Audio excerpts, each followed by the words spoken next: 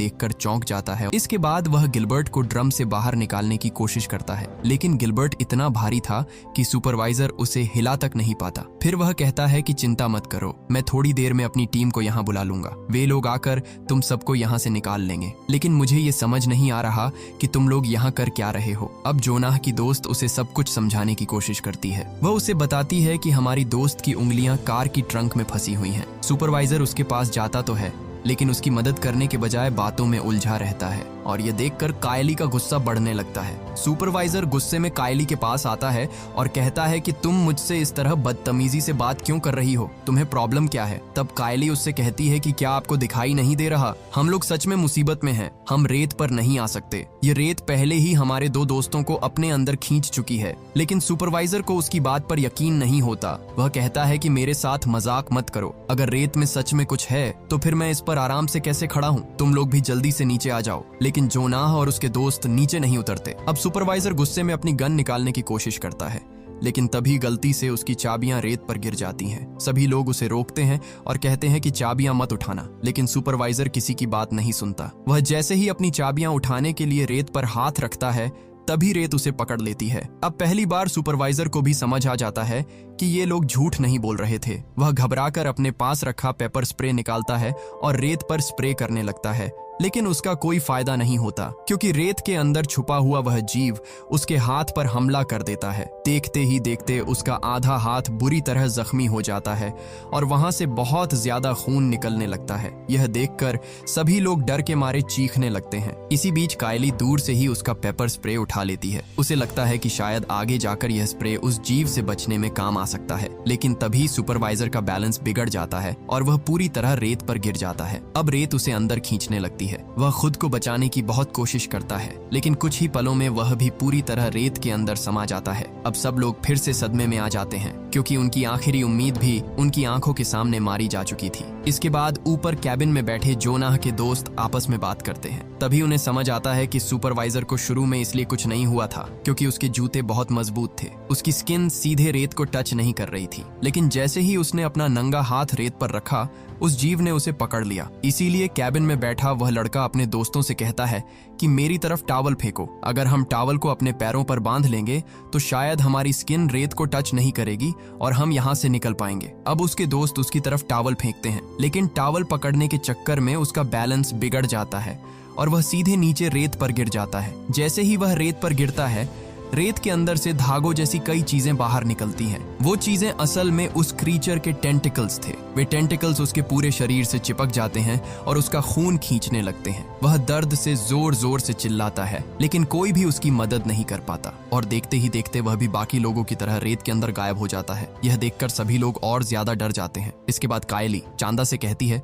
कि कैबिन की ग्रिल को सीधा पकड़ कर रखो। कायली एक और ग्रिल लगाती है और फिर उसी के सहारे ऊपर कैबिन से कूदकर कार तक पहुंच जाती है। जैसे ही कायली कार में आती है, वह गुस्से में चांदा को थप्पड़ मार देती है, क्योंकि इस बीच पर पार्टी करने का प्लान चांदा का ही था। अब दोनों मिलकर उस लड़की की मदद करने लगती है जिसकी उंगलियां कार की ट्रंक में फंसी हुई थीं। काफी कोशिशों के बाद वे उसकी उंगलियां ट्रंक से बाहर निकाल लेते हैं। इसके बाद वे उसके हाथ पर टॉवल बांध देती हैं ताकि खून ज्यादा न बहे। तभी दूसरी तरफ हम गिलबर्ट को देखते हैं। गिलबर्ट अभी भी उसी ड्रम के अंदर फंसा हुआ था। अब उसके शरीर से खून भी निकलने लगता है और जैसे ही उसका खून नीचे रेत पर गिरता है, रेत के अंदर से फिर से टेंटिकल्स बाहर आने लगते हैं। यानी उस क्रीचर को अब पता चल चुका था कि यहाँ एक और इंसान मौजूद है। दूसरी तरफ कायली और चांदा कैबिन की ग्रिल्स को जोड़कर टेबल तक जाने का रास्ता बना लेती है। अब चांदा उसी रास्ते से जोनाह के पास पहुंचती है। तभी कार की ट्रंक में फंसी हुई लड़की कायली से कहती है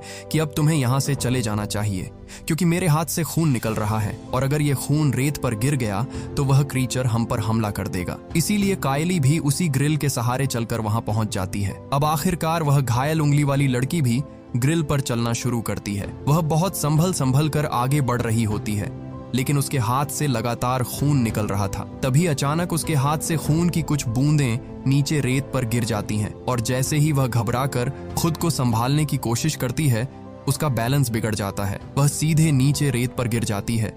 बाकी लोग उसे बचाने के लिए चिल्लाते रह जाते हैं, लेकिन अब बहुत देर हो चुकी थी। रेत उसे भी अपने अंदर खींच लेती है और वह भी देखते ही देखते गायब हो जाती है। दूसरी तरफ हम गिलबर्ट को देखते हैं, जिसके ड्रम पर भी खून गिर रहा था और उसी खून की वजह से रेत के अंदर छुपे टेंटेकल्स अब उसकी तरफ बढ़ने लगते हैं। अब हम चांदा को देखते हैं। चांदा अपने पैरों पर टॉवल बांधती है और धीरे धीरे रेत पर चलना शुरू करती है। इस बार उसे कुछ नहीं होता, यानी टॉवल की वजह से उसकी स्किन सीधे रेत को टच नहीं कर रही थी। चांदा जल्दी से सुपरवाइजर की कार के ऊपर चढ़ जाती है। ये देखकर गिलबर्ट भी खुश हो जाता है। उसे लगता है कि अब शायद सब लोग यहाँ से बच जाएंगे, लेकिन गिलबर्ट को यह नहीं पता था कि नीचे से उन टेंटिकल्स ने उसके ड्रम को अंदर ही अंदर खोखला कर दिया था। अब अचानक वे टेंटिकल्स काफी बड़े हो जाते हैं और गिलबर्ट के पूरे शरीर से लिपट जाते हैं। गिलबर्ट दर्द से चिल्लाने लगता है।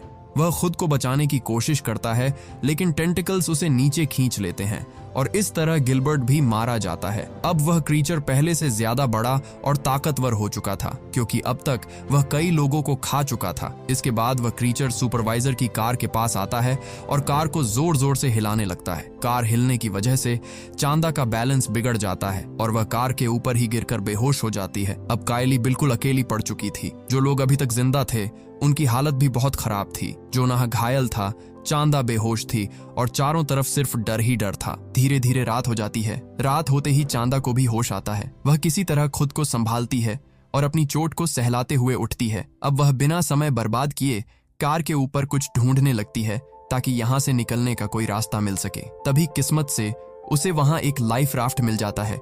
चांदा तुरंत उस राफ्ट को नीचे गिरा देती है और देखते ही देखते वह राफ्ट हवा से भरकर एक मजबूत रबर बोट जैसा बन जाता है। अब वे लोग जोनाह को उसी राफ्ट पर लिटाते हैं और उसे खींचते हुए कार तक लाने की कोशिश करते हैं, लेकिन जैसे ही कायली कार के अंदर घुसने वाली होती है तभी वह क्रीचर अपने टेंटिकल्स से कार का डोर बंद कर देता है। यहाँ उस क्रीचर के टेंटिकल्स चमक रहे होते हैं और उनमें से हल्की नीली रोशनी निकल रही होती है। कायली यह देखकर डर जाती है, लेकिन वह हिम्मत नहीं हारती। वह किसी तरह कार के ऊपर चढ़ जाती है। वहां उसे पेट्रोल का एक कैन दिखाई देता है। कायली उसे उठाने की कोशिश करती है, लेकिन तभी क्रीचर अपने टेंटिकल्स से उस कैन को पकड़ लेता है। इसलिए कायली बिना समय बर्बाद किए दूसरा पेट्रोल कैन उठाती है और फिर कार के चारों तरफ पेट्रोल छिड़कना शुरू कर देती है। अब कायली बिना देर किए उसमें आग लगा देती है। जैसे ही आग लगती है उस क्रीचर के टेंटिकल्स भी जलने लगते हैं। वह दर्द से बुरी तरह तड़पने लगता है और इधर उधर हिलने लगता है। कायली तुरंत मौका देखकर कार के अंदर जाती है